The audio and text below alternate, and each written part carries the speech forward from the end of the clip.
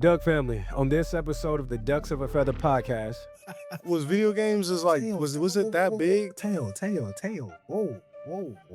Nah, bro, that's unique and different. And again, that's the beauty of art. Young Concrete. Oh yes, sir. The University of Oregon is located in Eugene, a city of 80,000 people, situated in the lush Willamette River Valley, midway between Cascade Mountains and the Pacific Ocean.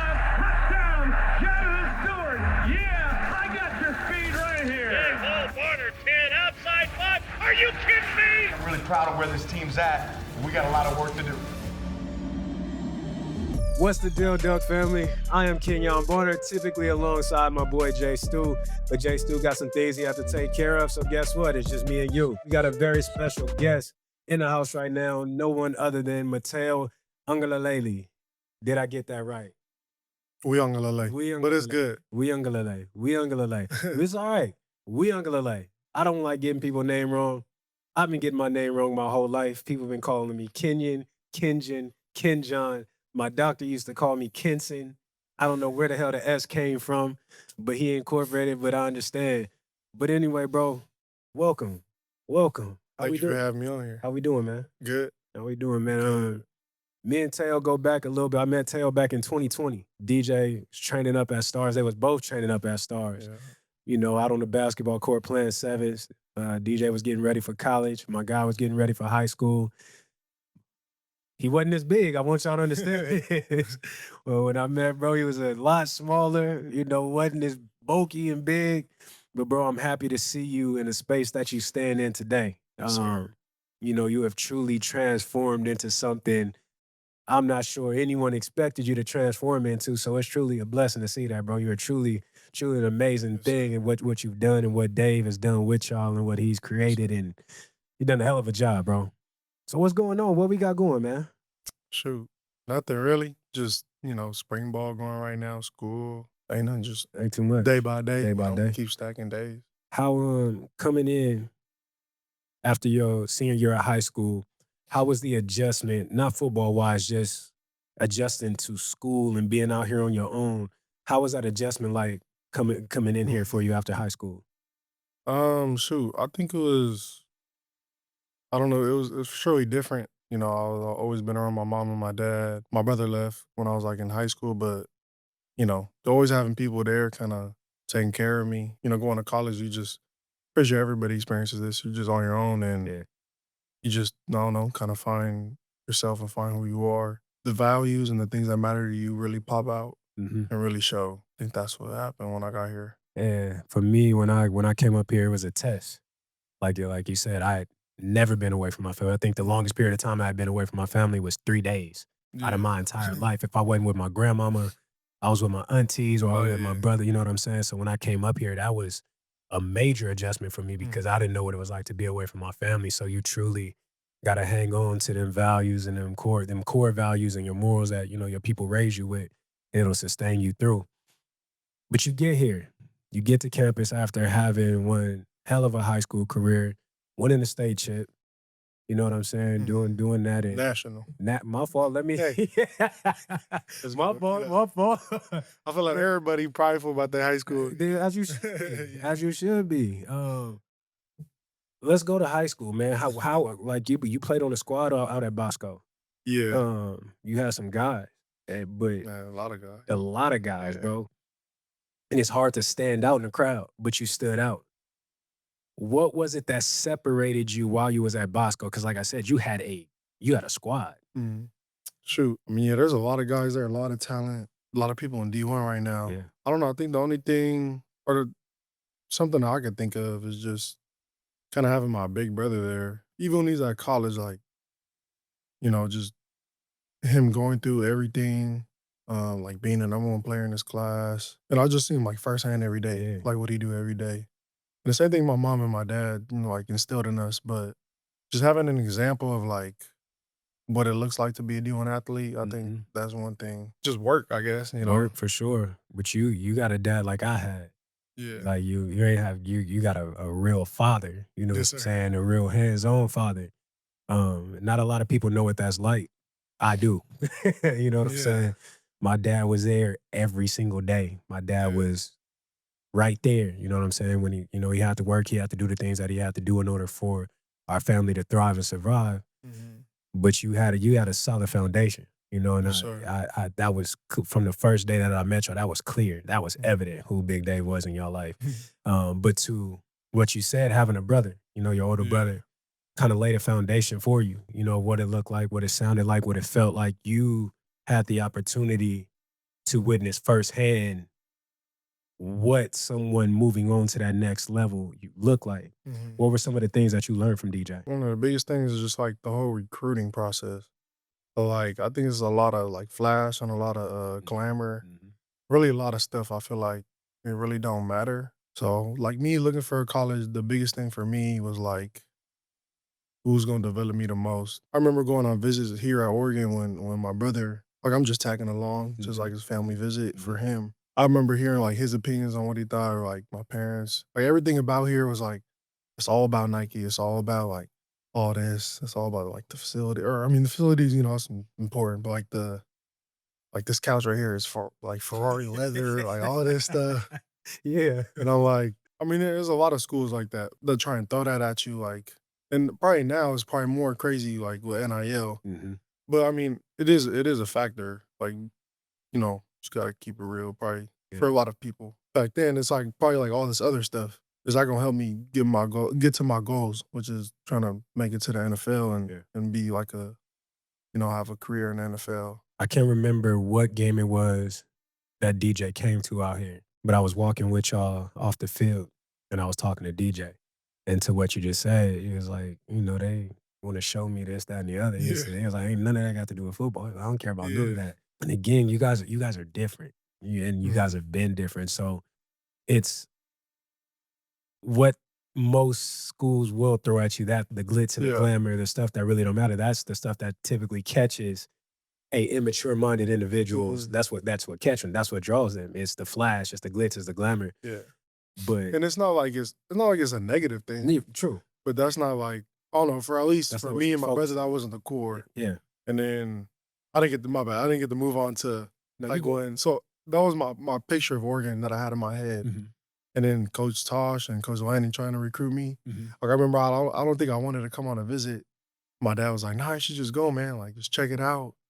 I'm like, I don't want to. And he's like, "Your cousin finna go." Or like one of our family friends, I went to middle school. His name is Leon LaFau, and he's a linebacker at the University of Texas. But he's like, he's finna be there, and then I was like, all right, I'll go. Yeah. And then I meet Coach Tosh, and I meet Coach Lannon, and I don't know, I just kind of see the culture where it's like, or I can see the culture they're trying to build, right?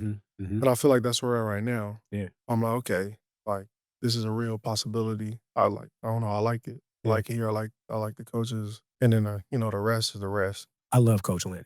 I do. If he would have been a coach while I was playing in his career, I 1000% probably would have went wherever he was. And you mentioned, I know you big on family. So when you come around Tosh and when you come around Lanning, did they give you that feeling, that family feeling that you would have needed? Clearly they did, because you came here. When you get around Dan preaches family. Yeah. Preaches family. And Dan will put his family right there on display for everybody to see. Oh, yeah. So when you came on your visit, is that something that you've seen that drew you to him? Oh, yeah. I think, shoot, what I thought, I just felt like, I feel like sometimes you can kind of tell, like, they put on a show or they're doing this. I don't know. I think Coach Tosh is probably, like, one of the most, and Coach Lanning, but especially Coach Tosh, like, he's the same every day. Every day. And Coach Love. Yeah. I got to put Coach Love in there. Coach Love is for sure the same every day. But just those coaches, I feel like they were just authentic to themselves, just carried themselves with the standard that they would want the players to have. Absolutely. So, I don't know. Sometimes I feel you could kind of tell Absolutely. if you're just faking it, but Absolutely. it just, to me, it just shot out like these are authentic people. Yeah, these are real. Yeah. And I from the time I met Coach Lanning, and even being around Tosh, like even with like Coach Tony T, like real genuine, what you see is what you get. Your master, from the time I met Dan and he invited me around here to be around what you've seen and that's exactly what I felt from the outside coming in. When you're raised a certain way, the glitz and the glamour, you're going to see through the fake. And a lot of people think the fake is what's going to get you. But again, when you have a different mindset, you have a different view on things, you have a different perspective, you're able to see past that. And, the real going to always outlast the fake. 1,000%. I want to jump back into football with you, though. You played tight end, right? Yeah. And you played it at a high level. Yeah. So while you were in that recruiting process, was it teams trying to get you to come play tight end? Was it teams telling you could do both? How did that go for you? Because you was a dog at tight end. So what was that like in the recruiting process? Shoot, I think both.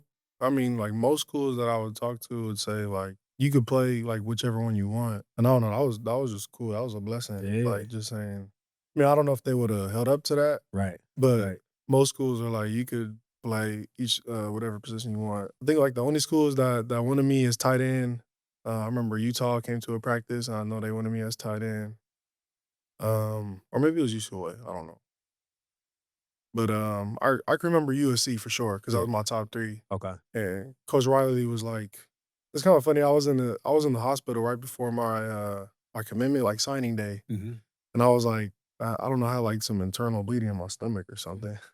Yeah. But Glad know, glad you're good. thank God I'm here. Shout out to God. Shout out to God.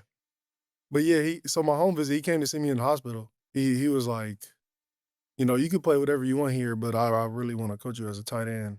I was kind of like the only school that, if I was to play tight end, then probably my interest of where I wanted to go would have changed. But I kind of had my mindset on play play defense. defensive end.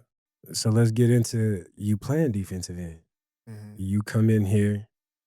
I even played tight end here in the first spring ball here. Did you? Yeah. I didn't know that. Coach Lanning brought me into the office, asked me if I was willing to play tight end because like I think most of our tight ends were hurt during the spring. Like Ferg was hurt. Okay. I think Herbert was hurt. Patrick. Yeah, those are like the 2 main guys. Yeah. But yeah, me. Oh yeah, I played a little bit of tight end. The first spring I got here. We got some things we can identify with each other because I came to Oregon as a DB. Yeah. And it was my first spring. In the middle of the spring, I think LaMichael had surgery. Gearhart was hurt. I think Rim. Oh, he was still here? Yeah. Oh, yeah. I think Rim had broke his foot, and I think all we had after that was walk-ons. And Chip came to me and was like, "Hey, how do you feel about coming to the other side of the ball and playing running back?" And the agreement was for me to be going both ways because I was actually starting at nickel going into my redshirt freshman year. And so I went to the offensive side of the ball, and Chip never let me go back. Yeah. Never let me go back. So look, it worked out. It worked out. It worked out. You know what I'm saying? Sometimes I sit back and I think, I'm like, man, because I was nice at DB. I really was. To the point where Coach Frost, who was our receiver coach, he used to tell our DBs and our receivers, how crazy is it that our best DB is playing running back? I was really like that. It really was. But I can identify with that. So that's crazy. So we got to get Dan. We got to get my dog in on some of them. We got to get some trick plays. Pull him to the other side of it. You trying to do that? Huh? I'm cool. I'm cool. Whatever. Cool, whatever you put me. We got to bring my dog in over there. So you settle in on defensive end, right? Yeah. Going into your true freshman season, what was your mentality? What was your mindset? What was your expectations? And did you surpass the expectations that you placed for yourself? True. For sure, I wanted to play. I don't know. I just wanted to just keep getting better. Like, just every day. I feel like that was my main focus. Yeah. Like, just improvement. Or like what I was looking for in a college, like development. That was kind of just my goal. Development. Like, trying to hear stuff from the older guys who've been here. Coach Tosh know a lot of people, like, or just people he coached in the NFL. Like, I remember Cameron Jordan came one day, just, like NFL vets. Yeah. Like, just hearing what they had to say. I feel like that was kind of I don't know if I had a set, like last year I had a set goal, like a tangible goal. I don't know. My freshman year, I can't really remember. But I definitely remember everything was just kind of just trying to get better every day. Yeah. Trying to play. Yeah. And so coming into last year, I think you took the world by storm last season. I think a lot of people knew of you, but not a lot of people knew you. And by the end of the season, everybody in the country knew who you were, knew what you were, knew what you were about. How did you start last season off, and what were the expectations and the goals for yourself? Yeah. Shoot. Well, the goals I set was probably like in the summer or the off season. Like, I don't know. In my mind, I'm writing this goal. I'm like, man, like, part of me is like, I probably won't even get it, but I'm gonna just put it there because maybe I could. But I said I want to have 10 sacks this year, and I got it. So I was like, I don't know, I was surprised, but Yeah. I don't know. I think after my freshman year, like, I think I just had some more confidence. Like I feel like I had I had a small role on the team. I had some significant reps. It was me, Blake, and Tatum. We was all coming in as freshmen. We all had some pretty significant reps, so like in big time moments. I don't know, just getting that, and then just having confidence, and just keeping the same mindset as my freshman year, or just keeping the same but also improving. That's what come here every day, stack days, day after day. I think a lot of the young cats on the team now can really learn from you, because what you said to me was you came in as a true freshman with a growth mindset. You came in with the next season with that same mindset, that same mentality of, I want to grow, I want to learn, I want to get better. And a lot of people come into these spaces and places, they want to learn, but they have an idea of who they are and what they are, and they get stuck in a box. When you open yourself up to growth, this is what you get. So kudos to you, bro, and coming in here and having that mindset of, I just want to learn, I just want to get better, I just want to grow. And to the goals that you set for yourself, if your dreams aren't crazy to you, you're not dreaming big enough. You know what I'm saying? If you don't have a goal or something in your life that you feel only God can do, then you need to go back to the drawing board. You know what I'm saying? And to what you just said, you wrote a goal down, and in your mind, I write it down, I may not be able to do it, but through God, through staying humble, through grinding, consistently showing up, you look up, and what you was at 10 and a half? I know. I was like, yeah, go ahead. Yeah, 10 and because I mean, I don't want to count, but like I feel like I count sacks it. is like, I count it. Don't worry about it. yeah, I don't know. I don't feel like it was like, I mean, I guess I'm stat. I mean, I'm trying to get, I'm trying to affect every play. So Yeah, absolutely. I guess if you call it stat chasing, I'm stat chasing. But Yeah, that's what is it? I'm not, I'm not gonna put my team in jeopardy. Yeah. But I'm not gonna Absolutely, do my own stuff. Yeah, But yeah. every opportunity I got to let it go, You let it go. I think that's one of the biggest things I learned from my freshman year. Like, just pass rush. Like, pass rush opportunities is like, they're valuable. You don't get too many straight rushes, or like, just rushes where you can just let it go and do you. So I feel like every time I had an opportunity, like, this is my resume. Yeah. This is what I want to show to the. Yeah.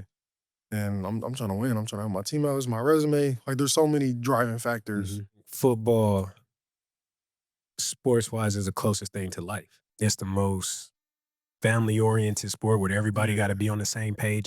In order, it's like y'all say, in a special teams meeting, do your 111. Everybody got to do their part. Everybody got to come to the table.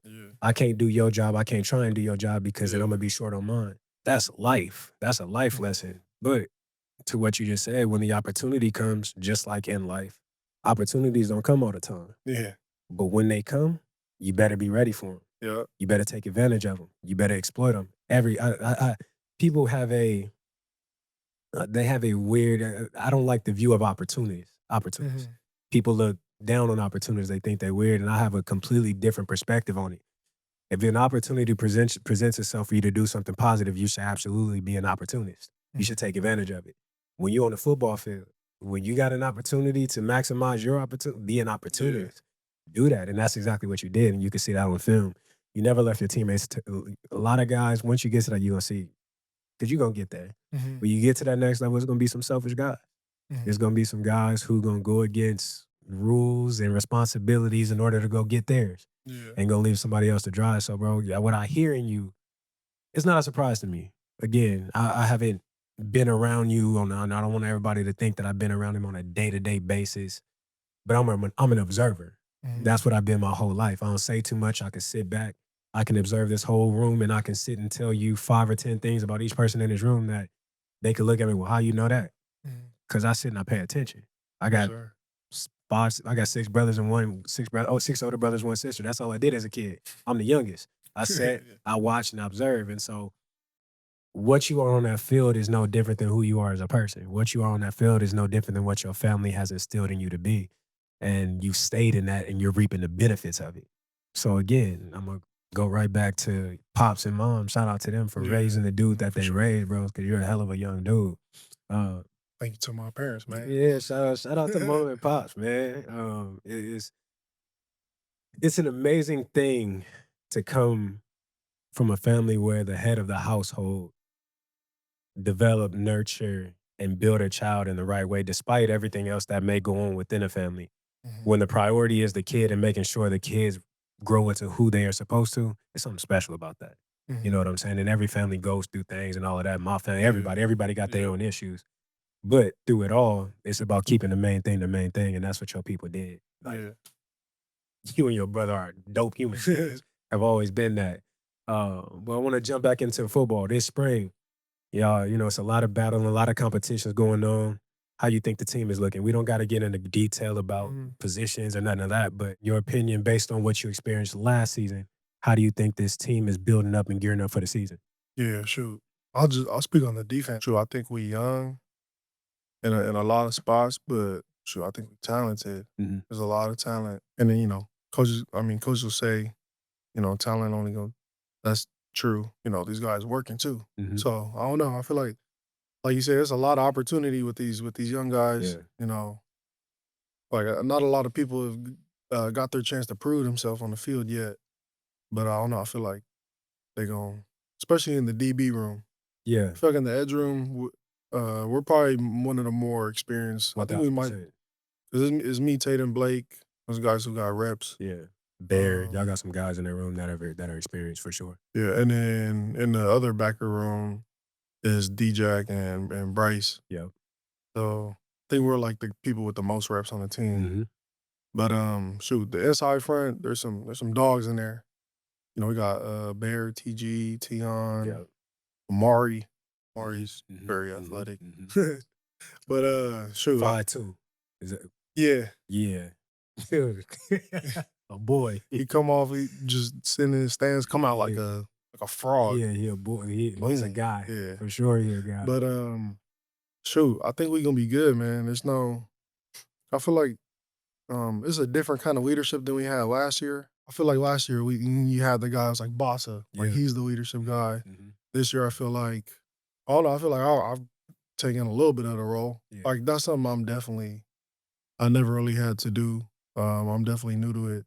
I feel like Bryce is he's a big leader. D-Jack is hurt right now, but I feel like he's a great leader too. Tatum's a great leader. I don't know. I think our defense is gonna be good. When we come together, we're gonna be good. A lot of people ask me about this team. The people that know that I've been out here, and I tell them, I was like, you can't get a read right now on what this team is based on how everything is organized right now. I said, you can look at individuals and you can see, okay, he's a guy. He can be a guy. He's a guy. Yeah, exactly. But to your point of what you just said, I think they got to come together. Once it comes together. It's going to happen. 1,000%. But to your point, the thing that I do see that's not here that I seen last year is the leadership aspect. And that's a big thing. It's a lot. It's coach heavy right now. You take it on a little bit, and I know that's y'all not tired. Yeah, no, it's definitely do. Yeah. But for me, I just look at it, be like I don't gotta be a leader to the. I mean, obviously, maybe by example, but at least talking. Like I don't gotta be like talking to the whole team. Yeah. I think I have like a couple of times, just like after workouts and stuff. But shoot, like starting my room, starting my room, and then make it to the defense. And I feel like that's really was, most important. And then once we get into the season, people talking. And leadership, I think a lot of people think leadership is like, there's one guy, or like maybe a couple guys, and they're the main guys. And then we always use an analogy. You look at ducks that are flying in the air, and they fly in the V. the one in the middle, in the front, the point, he's taking on the most pressure, but they rotate. We bring up that analogy a lot. Everybody gonna have a time to lead. And people in the back, that's like your kind of time to rest. Like you're not taking that much pressure, whatever the wind or the air, whatever it is. Love that. I love what you just said because when you look at the formation of ducks when they fly, it's a team. It's teamwork. Yeah, no. It's teamwork, and it's exactly what you said.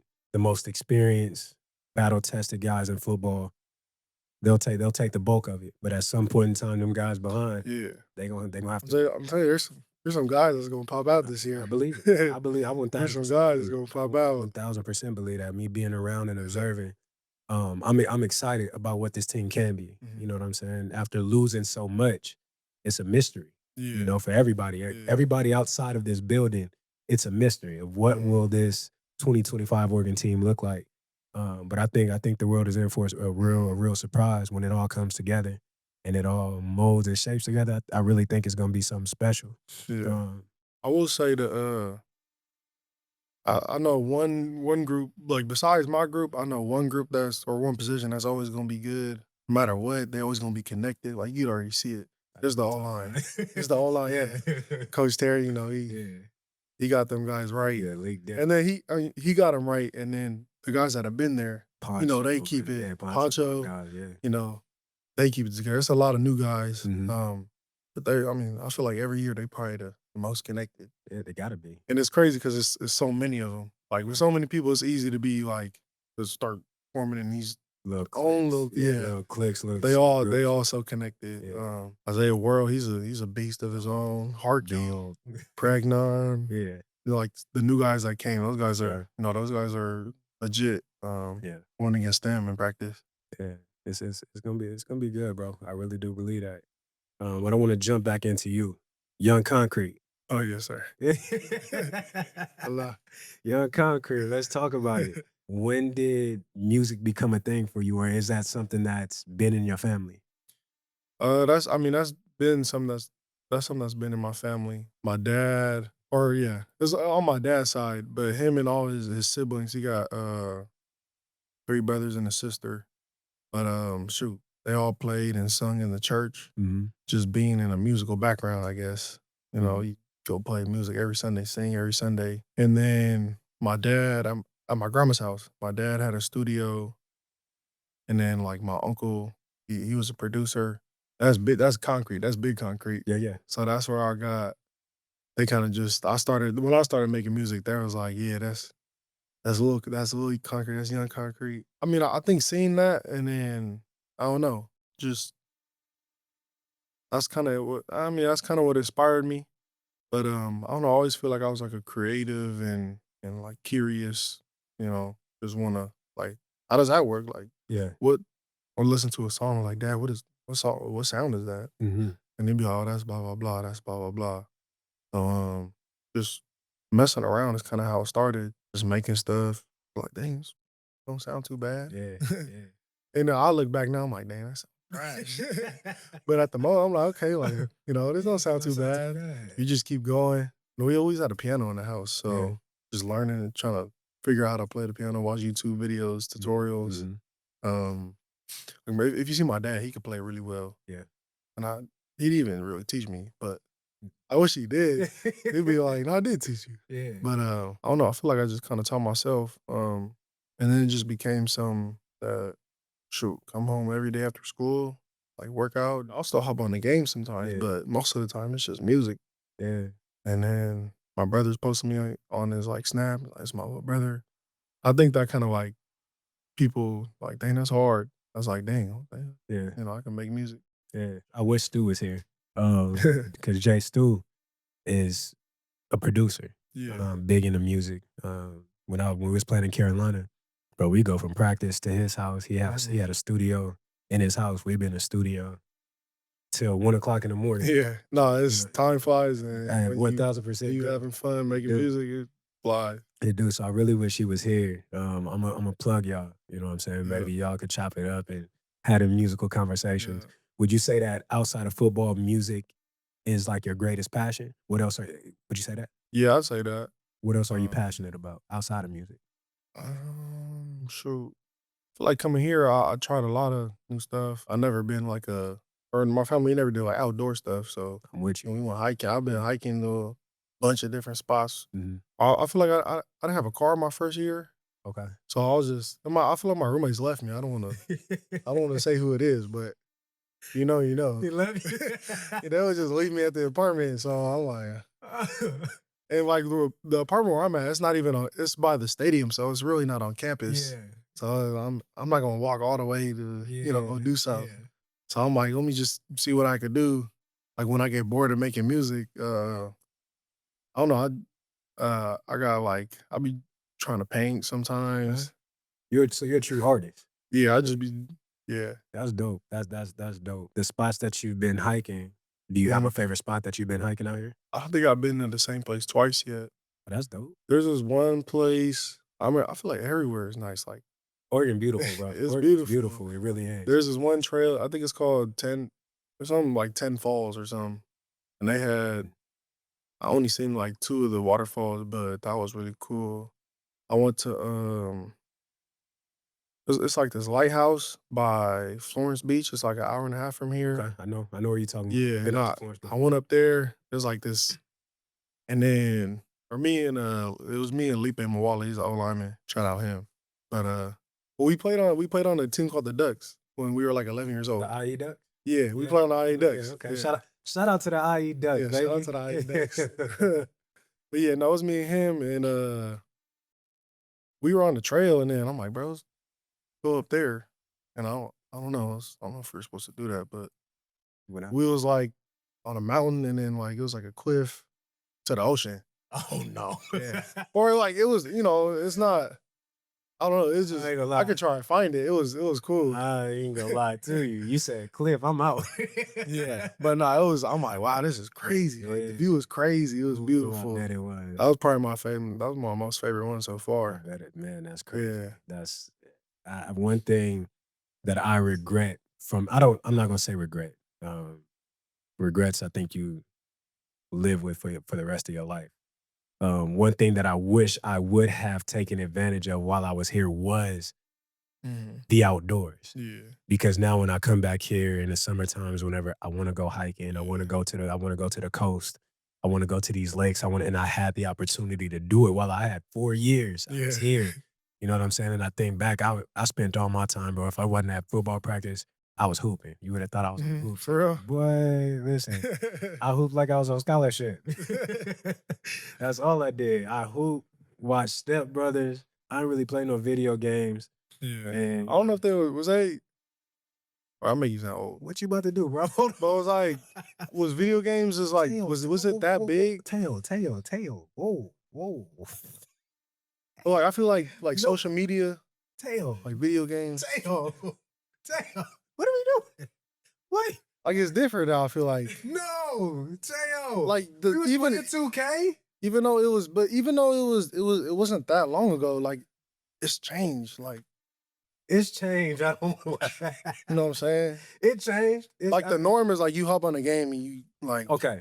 that's the norm. Like you know what I'm saying? It wasn't like For like athletes, like that's the normal like. online. Oh, that's what I'm saying. Online was nowhere near what it is now. That's what I'm saying. Okay, yeah. Chill out. Oh. Chill out. I got DVDs. I had got records. HDMI's, bro. Nah, I don't know Oh, if we no? had them back then. Oh, I don't know if I don't know. HDMI was needed. You had that back then. colors, the 3 color things. We had them. Oh yeah. Tail. Chill.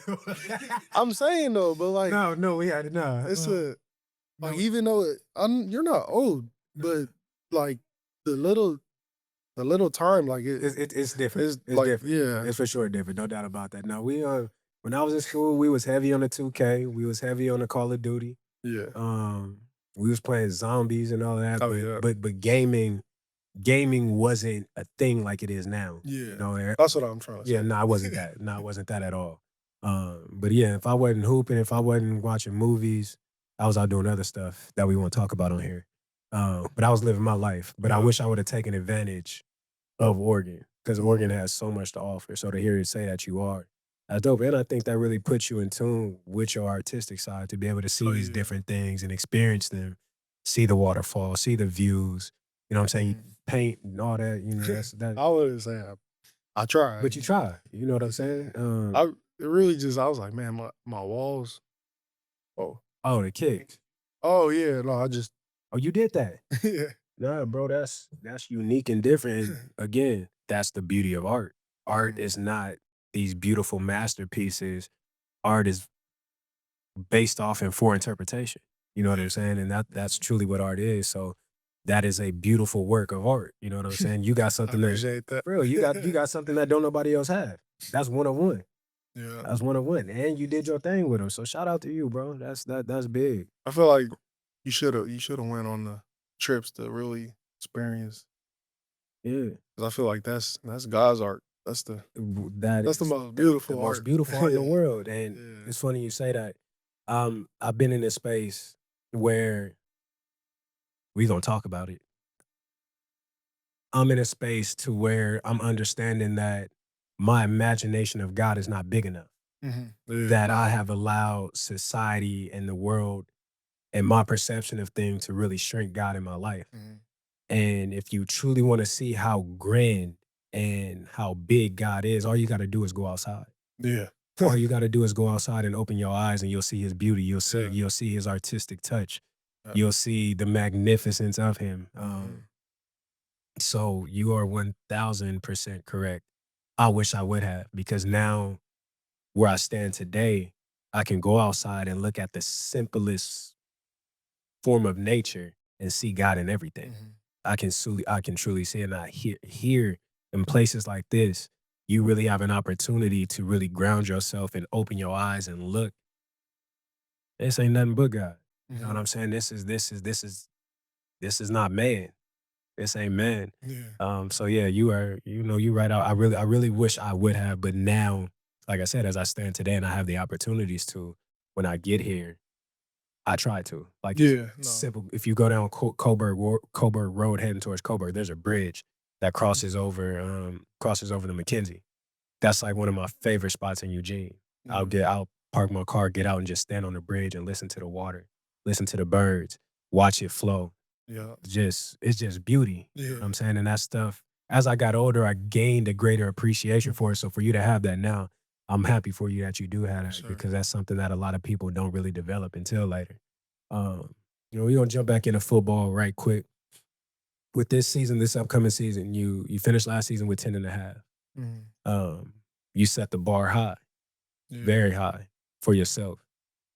What does this upcoming season look like for you? If you haven't set your goals, I don't want to put you in a position to where you Yeah. just blurting something out that you haven't really set on and prayed on. Mhm. But what would you like this season to be? Yeah. I haven't set any goals for the season yet, but I feel like I definitely set goals like the off season or just kind of the whole off season. I had like a nutrition performance goal, like weight room, Mhm. like where I want my body to be at. And then I definitely had a spring goal. For me, spring, like I think what last year taught me, or even my freshman year, like I kind of know now I know myself more as a player Mhm. and like what I just kind of like self scout, just watching. Yeah, yeah. And I know like my strengths and my weaknesses. I mean, it sounds cliche, but I could go more into depth into it, but just really working on the things that like I feel like are weak in my game, and then keep strengthening my Yeah. strengths. I got you. I want to challenge you with something. From what I've noticed just from watching you last year and watching you to this year, I want to challenge you on your conditioning. Yeah. I want you to get to a place to where you don't have to come out the game and you can wreak havoc for 4 consecutive plays straight. If Yeah. they get a first down, you can go another 4. And really, what a lot of scouts talk about when you get to the defensive line, when you get to defensive ends, they talk about that motor. Oh, Mhm. he's a high motor guy. Yeah. He can go, he can go, he can go. If you can get, because you have and you're developing the skill set at the position, the little intricate moves and details. I see the push and the pulls. I see the things that you do. If you can master your conditioning Yeah. and develop that motor, bro, You play at your best. you can Oh, play at your yeah. best always. And not only that, you're gonna be a nightmare for offensive lines Mhm. because it's gonna be nonstop. Yeah. You don't get a break from me. You don't get 1 ounce of breathing room. I'm on you every single play. Yeah. So that's where I really want to challenge you. And it's a couple guys that I've kind of issued that challenge to because I firmly believe that conditioning is what separates everybody. No, I You know appreciate what I'm saying? So that's a part where I want to challenge you with that. And then the last thing I want to leave you with, and is going back to the leadership aspect of it. Moses wasn't elegant of speech, didn't have the words, wasn't a leader, but he was chosen. Yeah. God had his hand on him. And God told him, don't worry about the things to say, I'll give you the words. So as you stepping into this leadership position, don't worry about the words. Yeah. Don't worry about the words, just have your heart set in the right place. Your eyes set on where they're supposed to be. Your eyes set on high. And he'll lead you to where you need to be as a leader. And so I appreciate you, bro. I enjoyed this interview more than you know. Sir, thank you. I appreciate that. I'm proud of you, man, for whatever that's worth.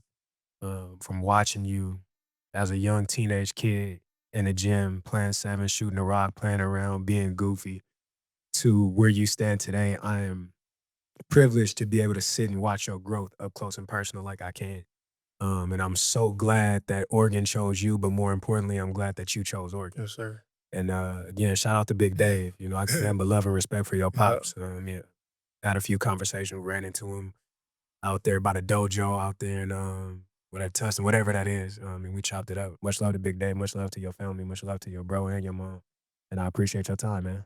Yeah, I appreciate you. Yes, sir. Absolutely. Yes, sir. Yes, sir. Much love, and we out.